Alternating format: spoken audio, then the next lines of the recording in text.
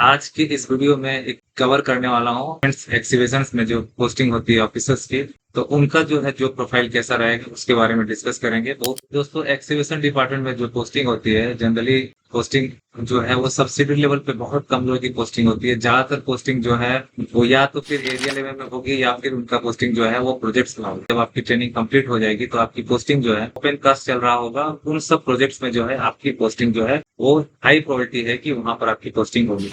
तो देखिए, अगर आपकी पोस्टिंग सब्सिडरी लेवल पे होती है, एरिया लेवल पे होगी, तो बेसिकली काम जो है वो लाइजनिंग का काम रहेगा। बेसिक काम रहेगा आपका पेपर वर्क का, टेंडर प्रोसेसिंग का और कोऑर्डिनेशन का। ये सारा काम जो है आपका एरिया या सब्सिडी लेवल पे देखने को मिलेगा। एरिया लेवल पे अगर आपको पोस्टिंग होता है तो आपको बेसिकली क्या काम है कि आपका जो प्रोजेक्ट्स में से रिलेटेड जो काम जो कर रहे होते हैं वहां से जो रिपोर्ट आती है उस रिपोर्ट को कंपाइल करना है, उसको आगे फॉरवर्ड करना है, या जो भी फाइल जो है वो प्रोजेक्ट इनिशिएट हुई है उस फाइल को आपको आगे फर्दर मूव करना है, चाहे वो ई ऑफिस से हो चाहे वो फिजिकल मोड में होगा। तो वेटिंग वगैरह करना है, उसको आगे नोटिंग करके आपको आगे फाइल को बढ़ाना है ताकि वो आगे प्रोसेस अप्रूवल किए जाए। उसके जो टेंडर की प्रोसेस होती है वो एरिया लेवल से होती है। प्रोजेक्ट से जो है वो आपका रिक्वायरमेंट्स आता है कि हाँ इन सब चीजों का इस प्रॉब्लम है या इस मशीन में प्रॉब्लम है, फिर उसका रिपेयर्स के लिए जो टेंडर की प्रोसेस होती है वो एरिया लेवल पे होगी। और यहाँ पर आपका काम जो है टेंडर को फाइनलाइज करना है।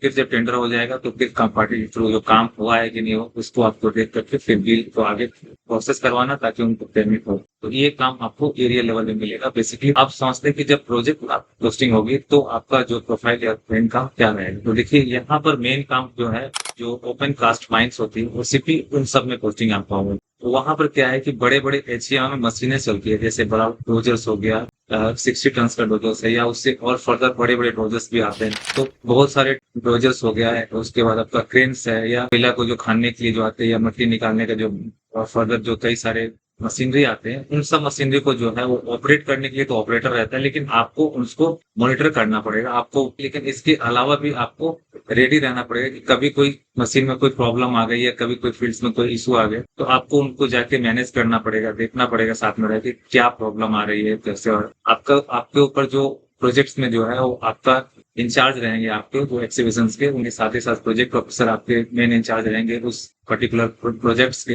तो उनको आपको रिपोर्ट करना है कि जो उनको टारगेट दिया गया है कि प्रोडक्शन का, तो वो मीट हो रहा है कि नहीं। प्रोडक्शन डेली बेसिस पर मॉनिटर करना है, कितना प्रोडक्शन हुआ नहीं हुआ, क्या इश्यूज आ रहे हैं प्रोडक्शन में, डीजल्स वगैरह का अगर शॉर्टेज है या नहीं मिल रहा, तो डीजल्स का आपको एलोकेट कराना है, किस तरह से कौन से मशीन को आपको यूटिलाइज करना है, मूव करना है, कहाँ कहाँ पर लगाना है, कैसे उसका, इन सब चीजों को पूरा आपको फील्ड में देखना पड़ेगा। बेसिकली जो बड़े बड़े मशीन जो चल रहे हैं, जो कि कोयला के निकालने के लिए हो या फिर मट्टी वगैरह को निकालना पड़ता है, वो भी इसको बोलते हैं हम लोग ओवरबर्डन बोलते हैं इसको।